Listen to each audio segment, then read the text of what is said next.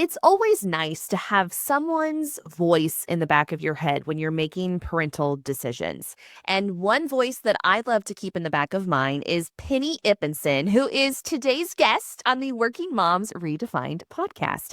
Penni is a now retired therapist and mother of three beautiful daughters who teaches us how to not only make healthy decisions as parents, but help bring up our kids in confidence and clarity to be good leaders. And if you're watching on our YouTube channel right now, you're watching Penni being like, do I really do that? Absolutely. You really do that, Penni. Penni, welcome. Thanks for being here.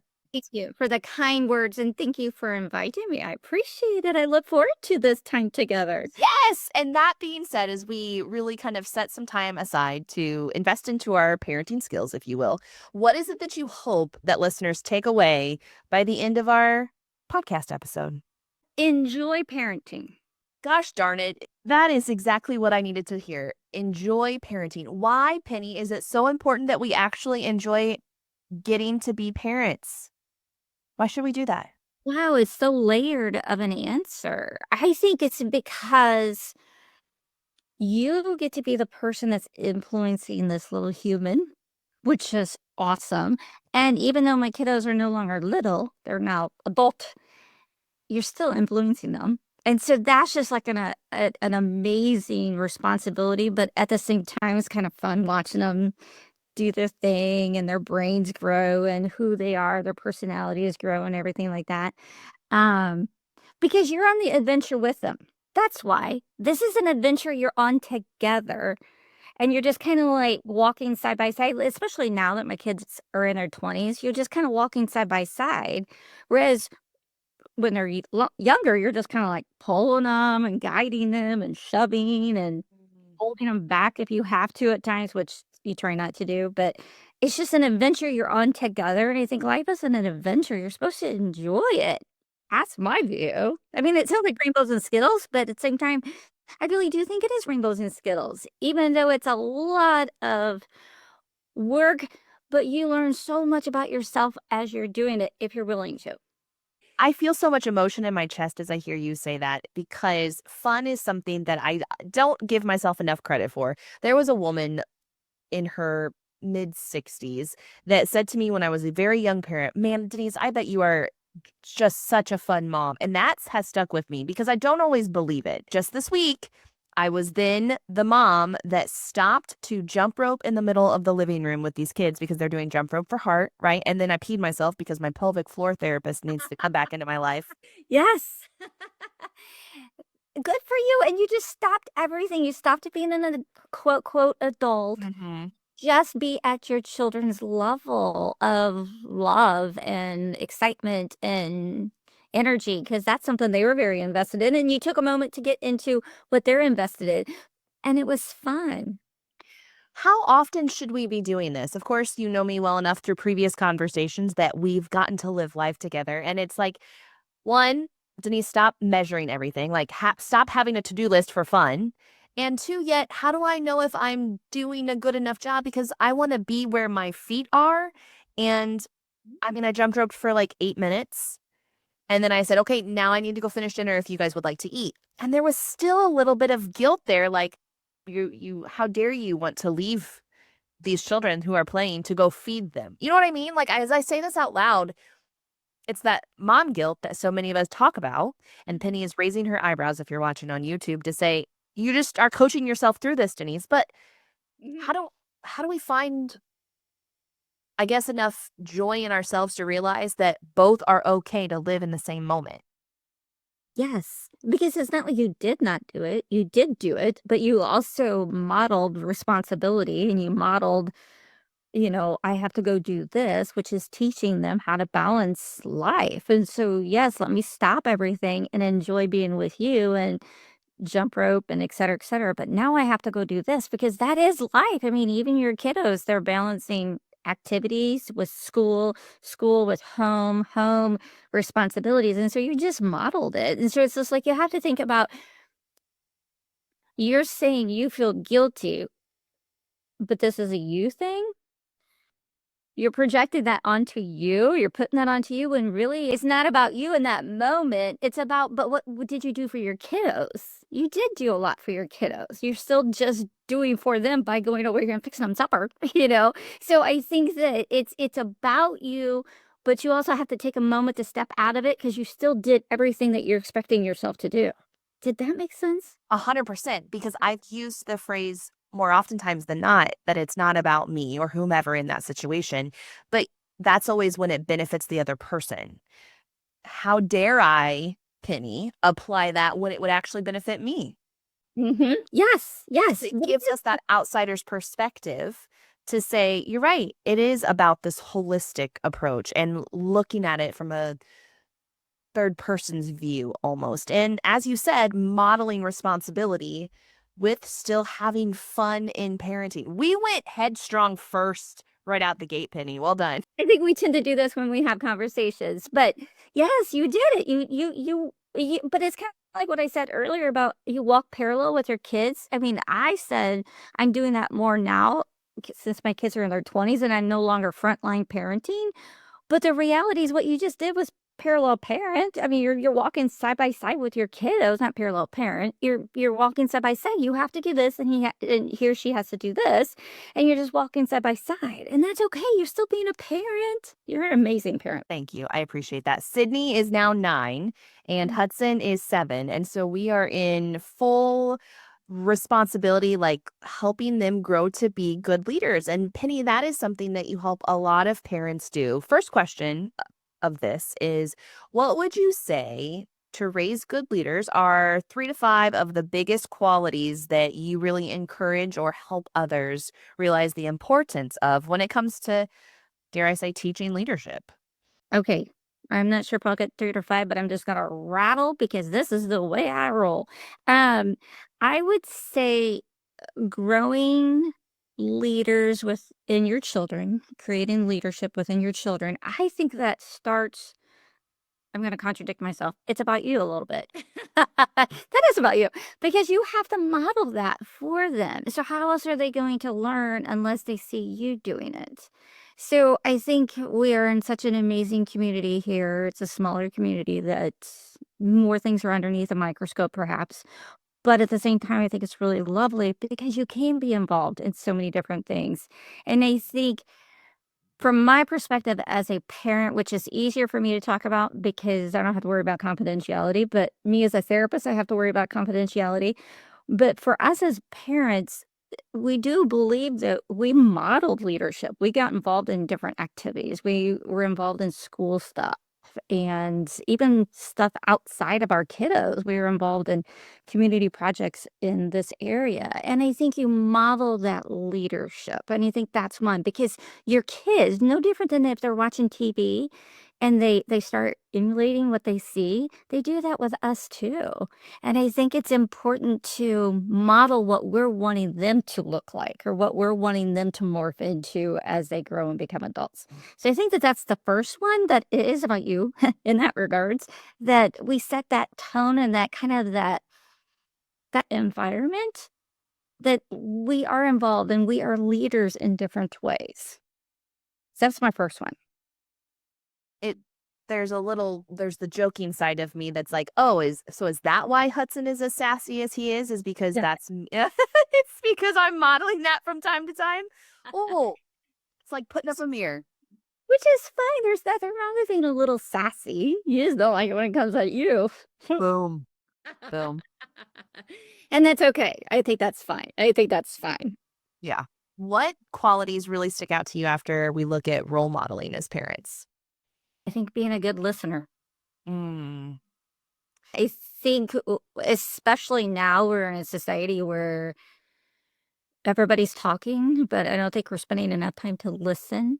And you grow if you listen.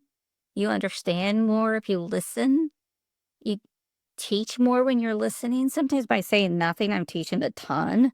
Um, just to give this as an example, it's a funny example, but when the kids were younger, a storm was coming through and it was a bad one.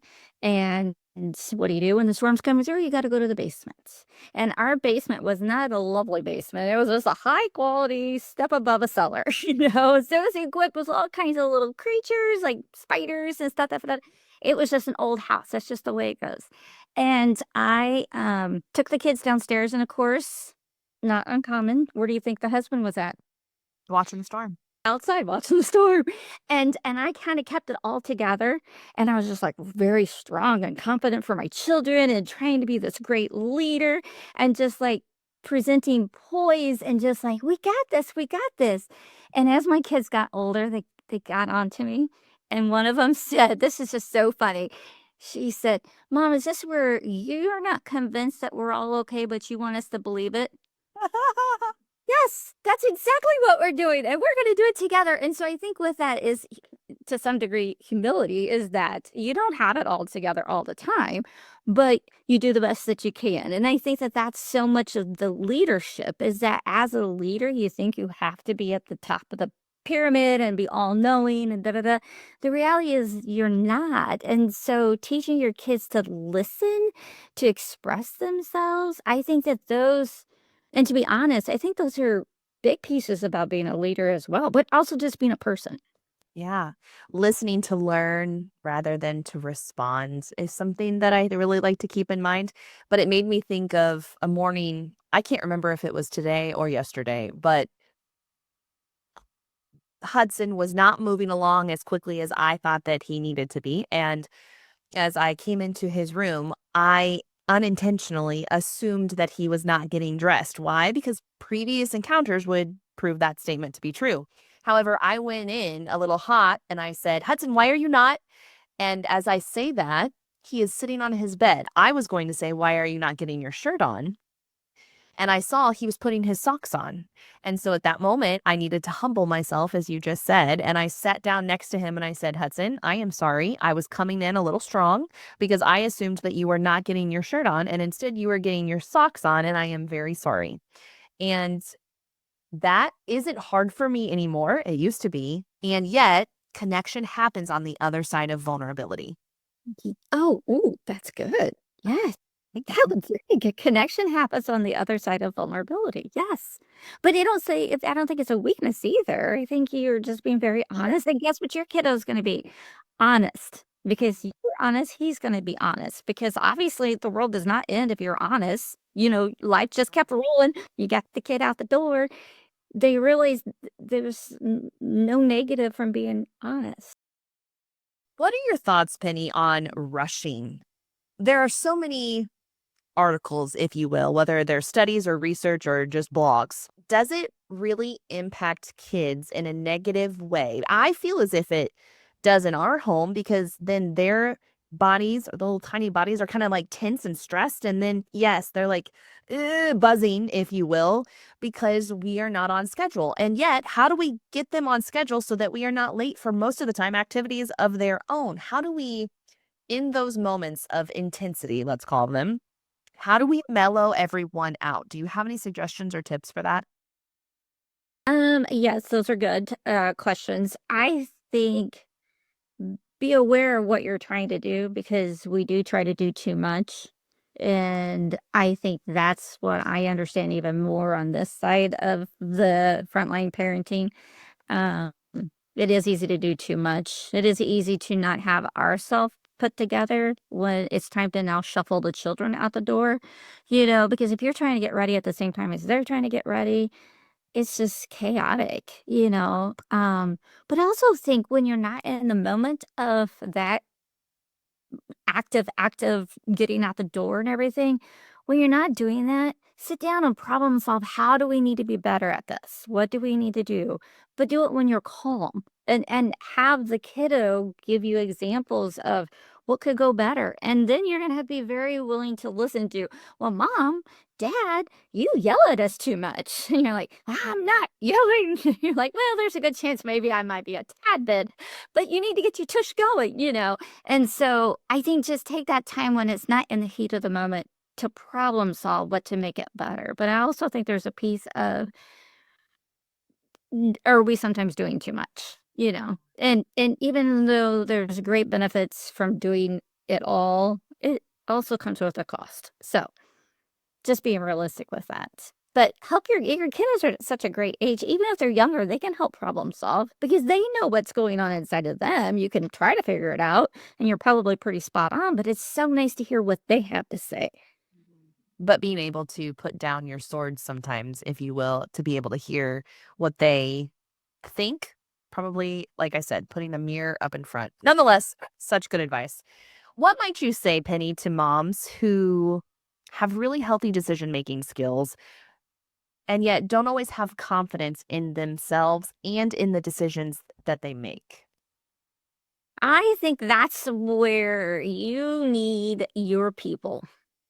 You need your people. And once again, personal, only because that's all I can really build upon when I'm talking outside of the therapy room, is my people would include my husband. I mean, could not parent the way I parented without him. He's just as much the co-pilot as I am his co-pilot. But also we have a village of amazing people, and um just getting together with other people and without your children at times or with your children to hear and to receive that validation that, well, one, you're not losing your ever loving mind, even though you feel like you are. And secondly, your children are not Satan's spawns. They're just kids trying to figure out life, and you also are not perfect because you too are just trying to figure out life. And I think the more you're around other people who mirror or who have the similar kind of approach to parenting, you just get that validation that it's not anything you get to perfect, it's just something that you get to do, but if you walk with somebody else doing it, it's amazing. I have several really good friends even now that we still talk about our kids, and we're like, "Oh my gosh, da da da da da da," and off we spin, and it's just wonderful. And it doesn't mean you have to walk away with, "Okay, I'm gonna do A, B, and C." No, you just walk away going, "All right, okay, I got this. I got this. I got this." Even though, and you also have to think you're not screwing your or messing your children up. Now, people do mess up their children. I realize that. There are some people who just have not figured out how to parent, or maybe it's just something they don't care to do. Those are not the people I'm referring to. If you have a good heart and you're really truly invested in being a good parent, there's a pretty good chance you probably are a good parent. A reminder that so many of us can hear. I love this next question, mainly, and it stems from the depths of Hudson wanting to know the why behind everything, which I think I read one time, Penny, where it's like the first child is probably a really great reflection of you. The second child is really the child that you wish that you could have been. And there are times where I find myself getting a little envious of, man, I wish I had Hudson's resiliency, or I wish that I could have voiced my opinion the way that he does and not caring so much about what people think. I do see a lot of that in him. And yet, here's the question: how can parents balance guiding our children to make own decisions and having their own opinions in a strategic yet kind and up-leveling leadership way? Okay, so I think I love that example of the oldest. I know you said the oldest is what? That she's reflective of me as a whole. Okay, and then the second one is more of a version of what you wish you could have been. Mhm. So I actually think you're probably more that than you realize. And they're just showing it to you because it's just yeah, I that's where I got stuck when you said that. So everything you said after that I heard, but I was still stuck on that. I think that you are that. You didn't allow yourself to be that. And I see that in my own children. In fact, the interesting thing is I had a colleague tell me, ironically, something very similar to what you're talking about is that my second child is more me than I let myself be. Knowing your second child, that's not an incorrect statement. So I appreciate that you're also saying that about me. I know. I know, and you do know my second child. And each of our children have so much of us in them. There's just some that is just like in your face, and there's some that you're like, "Oh, there it is. Oh, there it is." And each of our children have so much of my husband in them. And it's just sometimes I'm like, woo, that's gotta be overwhelming because my husband and I come from such a different perspective sometimes. I'm very gray and he's more of a black and white kind of a person. And it's a great marriage. It works. Um, but it is interesting that that was something that somebody told me. And boy, does that not make you kind of stop in your tracks going, huh, huh, well, maybe I need to let myself be more what I am, you know? And then you see it play out in your other kiddos. So it's not just about my second child. It was just that was just that moment because I was spinning. And I was like, well, what do I do with this child? Blah, blah, blah. He's like, do you realize? I'm like, well, I do now. Thank you. I was literally thinking that. I do now. My hands are sweaty, Penny. And I think it's because of like giving yourself permission and that, I don't know, ability to not feel like you're not doing what you wish that you could. That was Yes. very cool. Yes, that was good. You should be writing this down. But I think that's part of us growing. We're growing with our kiddos. We're growing. I think there's so much to be said about we focus on children's developmental stages and we go to the doctor, they tell you this kid should be doing this by 3 and 10 and 12 and blah blah blah blah. Wonderful, wonderful, wonderful. You don't stop developing. You develop until the moment you leave this earth physically. And I think that that's part of maybe being somewhat humble too, is that you're growing as you're raising your children. They just happen to be growing quicker and you're responsible for them. Love that for us. So, with that thought in mind, how do we allow children to form and have their own opinions that might be different than us? And yet, I think it might go back to that humble stage that we need to operate out of. But how do we, I guess, maybe even empower kids to have opinions that are different than our own? I think you have family conversations. You have one-on-one conversations with your kiddos. You have conversations with you and your children. Your spouse has conversations just with you and your children. And you allow them to express themselves. You allow them to tell you what you're thinking. And even if sometimes you are gasping of like, what in the world are you thinking? You still once again, it's not about you. It's just like you kind of keep it under control and you guide them through whatever they're thinking and feeling. But I also think it's important. I think sometimes parents jump to conclusions when a kid says something, sometimes you just kind of have to they're just rattling sometimes. They're just talking and their thoughts are not solid concrete yet like they are for us. And so just because a kiddo says, I'm totally winging this. I want to be the president of the United States. Okay, you can sit there and go, well, there's no chance that's going to happen, blah, blah, blah, blah, blah. And you might really feel that. Or maybe they want to be the next NBA basketball player. I don't know, whatever, whatever. You don't kill their dreams.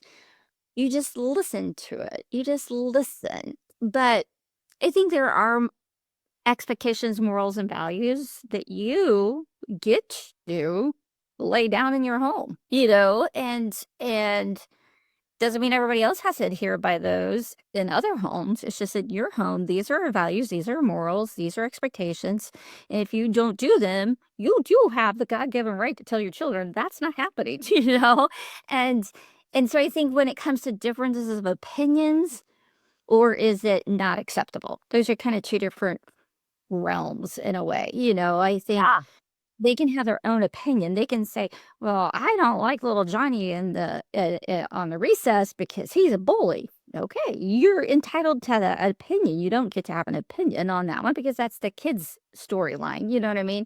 So I think it's just kind of like walking that line a little bit of like encouraging the conversations as we talked about earlier and just listening, but then also knowing when you need to kind of draw the boundary of like, so no, that's not happening. But also I think we have to be competent in parenting.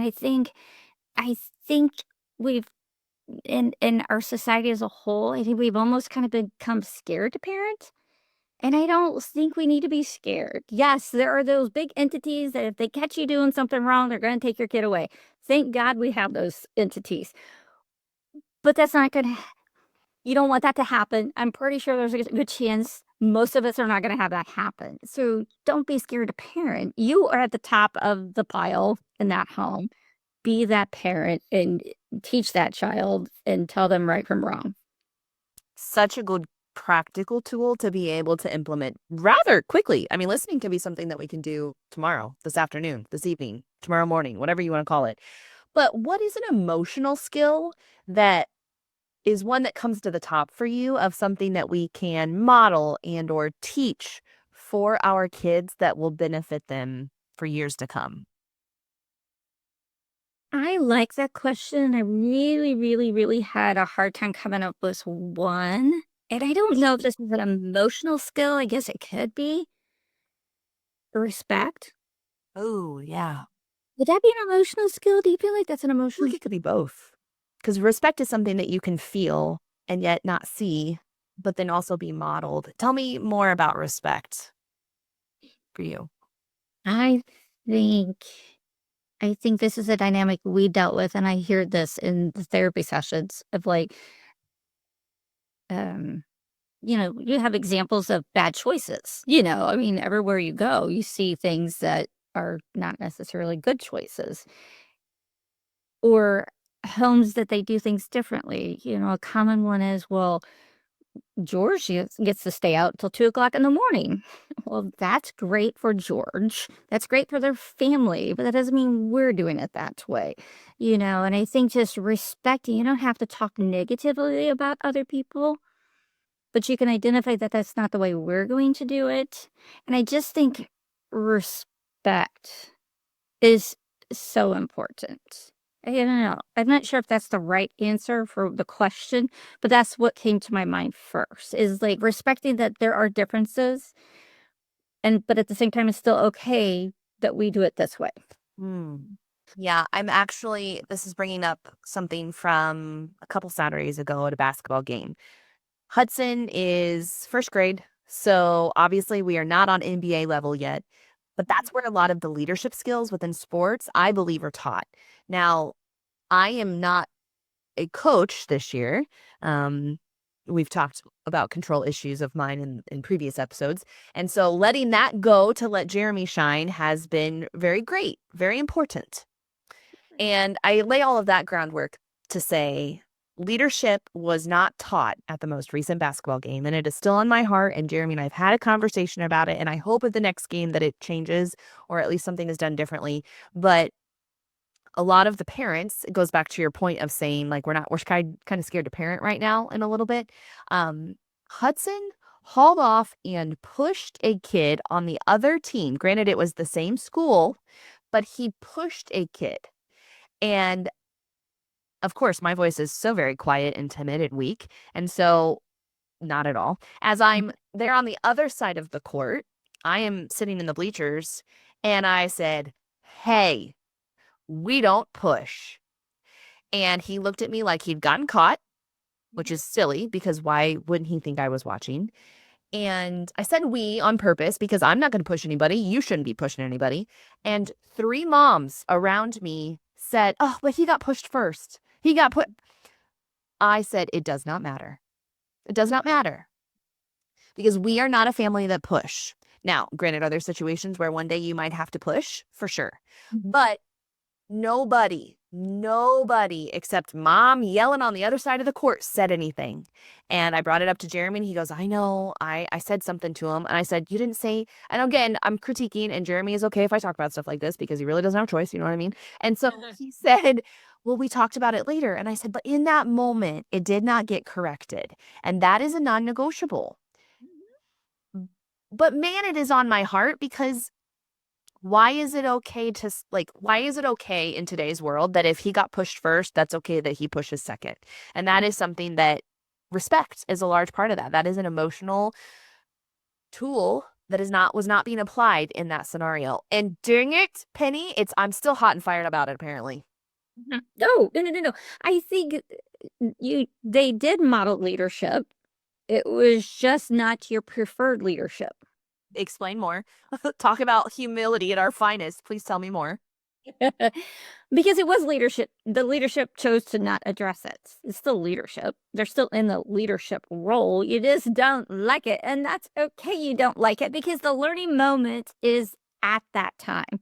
The very teachable moment is in that moment. And not just for the kiddo who pushed, but it's for the whole group that we're sending a message that us as not only a family, which is great, but as a team, we don't do this, and the teachable moment was lost not just for your son who did it, but for the whole group, as well as all the parents in the stand, because they needed to hear this is not acceptable. But but by saying, "Well, he was pushed first," it's like a justifying the behavior. And you're saying, "No, it's not justified," but for them, that made them feel more comfortable that it was justified. It's not justified. So it's leadership. It's just not your first choice of leadership. I also hear you saying that, and I bet part of them around me were saying that to give me like a, "It's okay. It's not his fault," right? But if you know me well enough, I don't need that pat on the back. And that's okay. But as I hear you say that out loud, they were trying to comfort me whether they might have been embarrassed in that situation too. And so great point. Great point. Penny helps or previously helped, let's be honest, you still help. You're doing it right now. So many parents better and up level our parenting with our kids. And we're so grateful for that. And yet you also lead alongside with so many in our community to help us better understand in a season. Let's be honest, we've never been in this season when it comes to overwhelm or what younger generations are dealing with.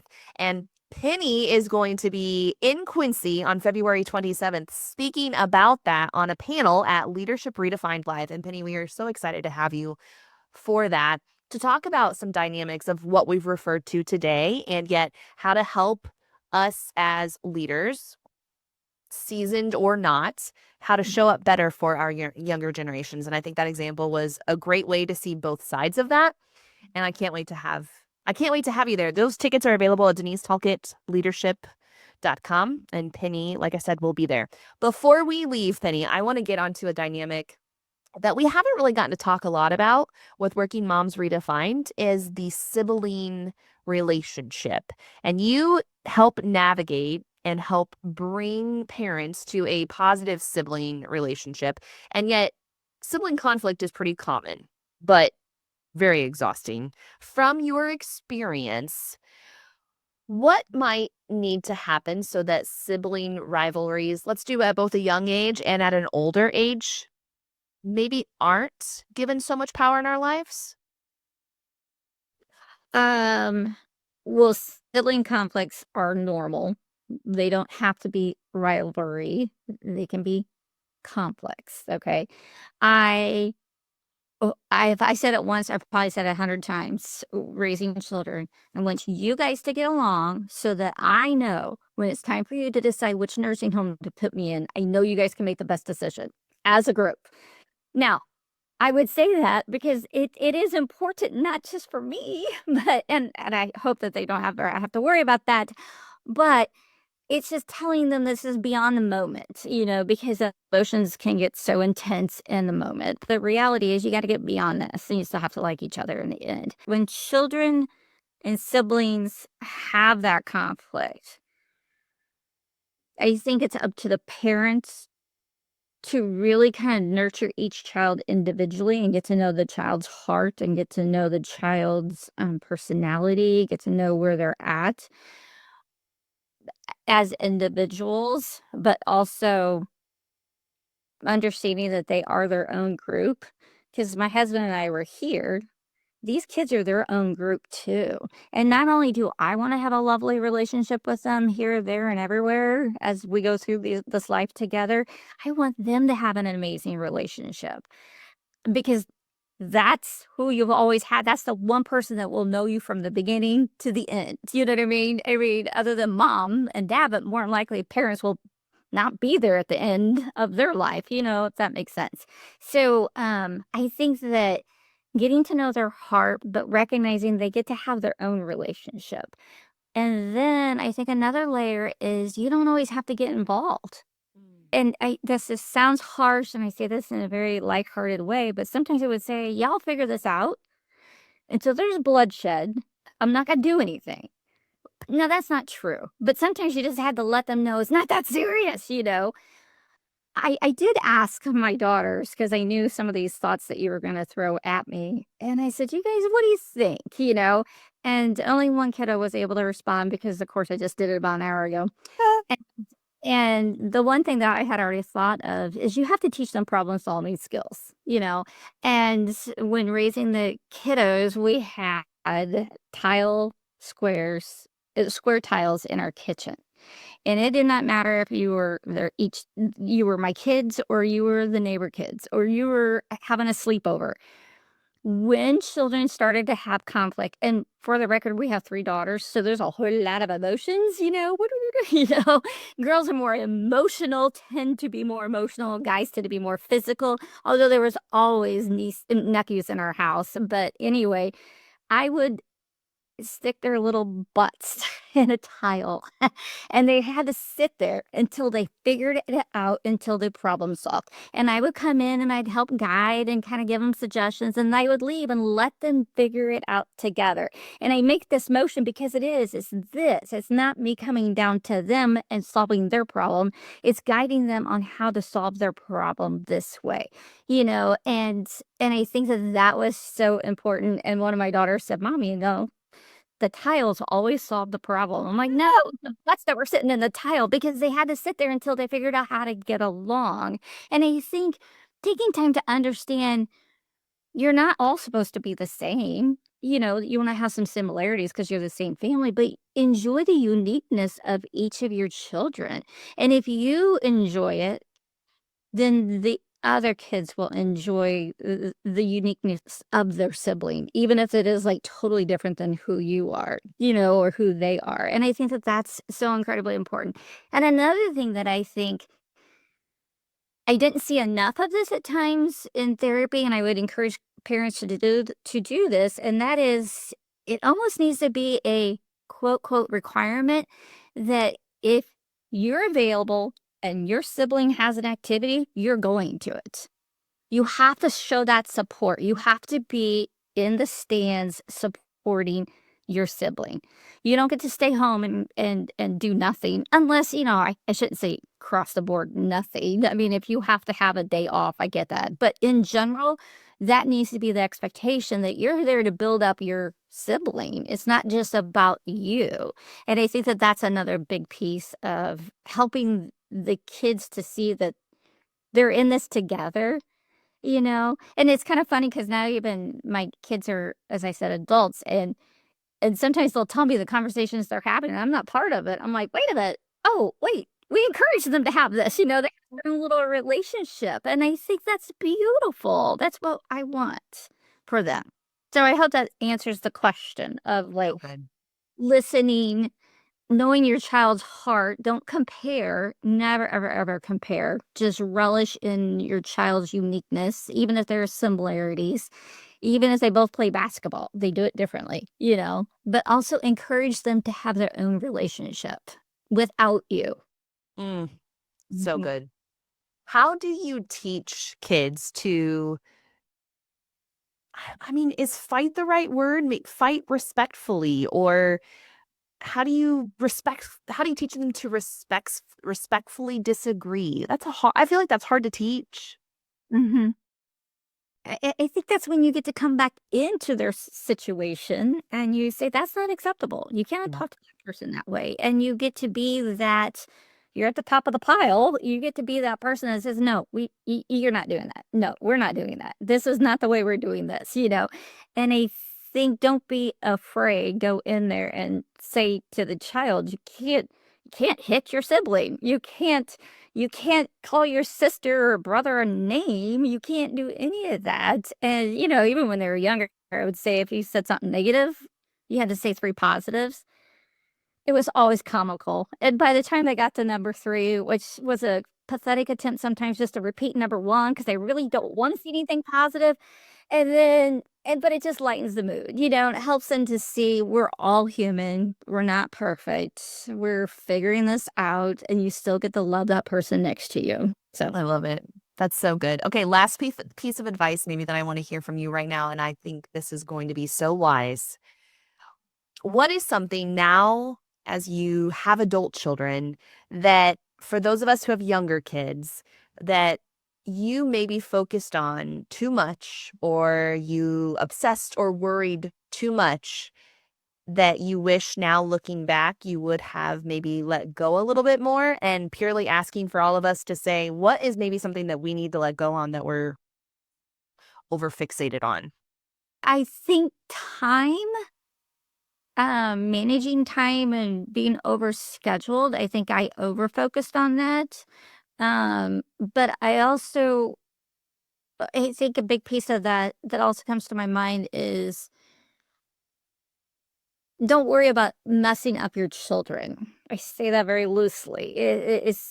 I think too often we hear about adults who do not like how their parents parented, and I think we worry that we're going to create children that aren't gonna like how we parented, um, and that's okay because you're not gonna parent perfectly, and I would jokingly say, on the list of bad parenting skills, I may have pulled off a couple of them, and I even knew what I was doing, but I still messed it up at times, and it's I think being too hard on yourself, um, I think having the village that keeps you grounded really helps you to understand what you're doing and just not be so hard on yourself. Hmm. I feel like there could be more to that, but I just feel like that's like a big piece of it. And I think enjoy every stage your children are at. Doesn't mean that you don't want to kick them through that stage. There's been numerous times I'm like, I know this is where they're at, but man, I can't wait till they get to the stage. But enjoy every stage that they're at and that you're at. I think is so incredibly important. But I also think it's important not to regret. I think if we spend too much time regretting, then we're not in the moment. Yeah. Unless you really have some reason to regret. If you really did mess something up, you should regret that. But I think even our conversation, a lot of what you're talking about, in the big scheme of things, you're not going to remember that, your son pushed somebody and that you yelled in the audience in the big scheme of things, you're not going to remember that. So I think just try not to be too hard on yourself. Good answer. Okay. My favorite part of most of these interviews is the final lightning round question. And some of these you've already answered. So now I want to throw you some willy-nilly. We'll see. We'll see if we can. You're so authentic anyway, Penny. I'm excited to see. Okay. So, very first question, grandma or mom? What's been your favorite? All of the above. I I know it sounds so simple, but I love every stage that my children have been in, and I would get my feathers ever so slightly ruffled when people would say, "Are you ready to be a grandma? Are you ready to be a grandma?" I'm like, "No." You know why? Because they're not ready to be parents. Yeah. And when they're ready, I will be ready. And so I love both of it, but I love being an aunt. I have had a significant role as an aunt in my life, and I feel like I love that. And so I love every stage I'm in. I really truly do. Um, I enjoy watching my adult children be parents. It is the most phenomenal thing, and I think it's equal to watching them do all of the little things that they did growing up. This is just another stage, and I'm so honored to be watching and part of their story. So Oh, that's a I mean that. I mean that with all my heart. I don't want to sound cliche or anything, but really I love every stage. yeah. What would be a good book that you might suggest for parents to read as a good starting point for some of the things that we talked about today? Ooh, good question. I think find a good parenting role model. Okay, it could be a book, it could be somebody in your church, it could be somebody in your community, it could be your parent. Find somebody that could be like your mentor when it comes to parenting.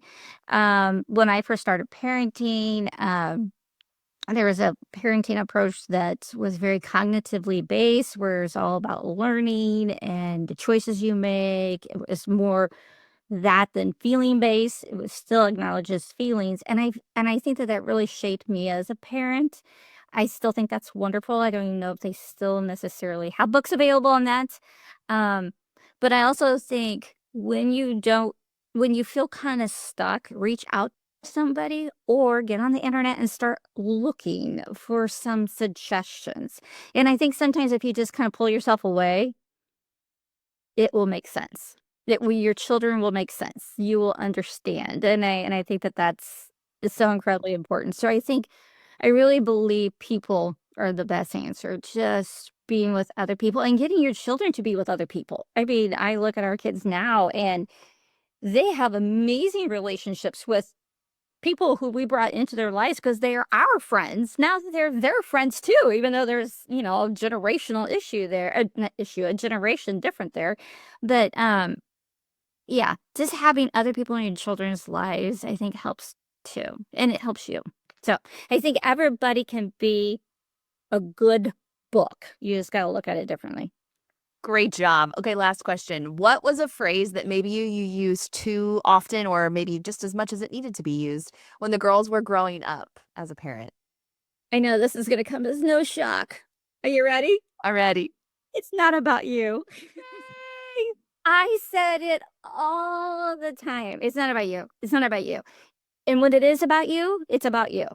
So I think I said it as much that it's not about you as I said this is about you right now. This we're doing this because it's about you right now. And I think that's probably the one I said the most. But I'm not going to do it. I have a little mom embarrassing thing that I would do to encourage them to have confidence, to encourage them to go do whatever idea or event or activity or competition or whatever.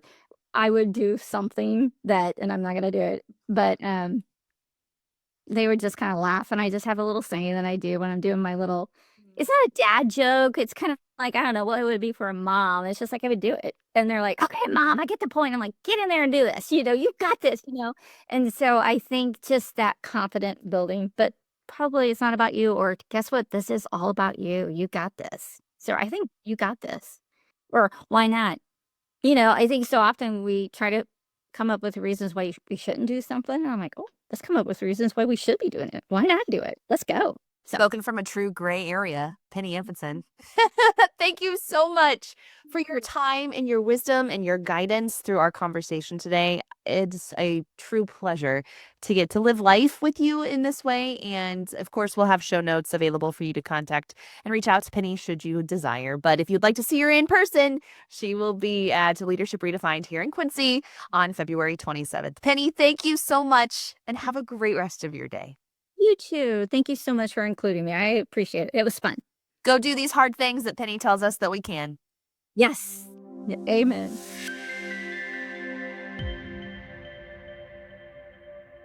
Thank you for listening to the Working Moms Redefined podcast. It is not lost on me that you chose to spend time together. Thank you. Let's connect outside of this space on socials. We'd love for you to follow us on Instagram, Facebook, LinkedIn, Pinterest. We've got it all to connect with you. If you feel as if someone in your life could be impacted by this message, feel free to share it. That is the biggest compliment. As we part ways together, remember, you can do hard things.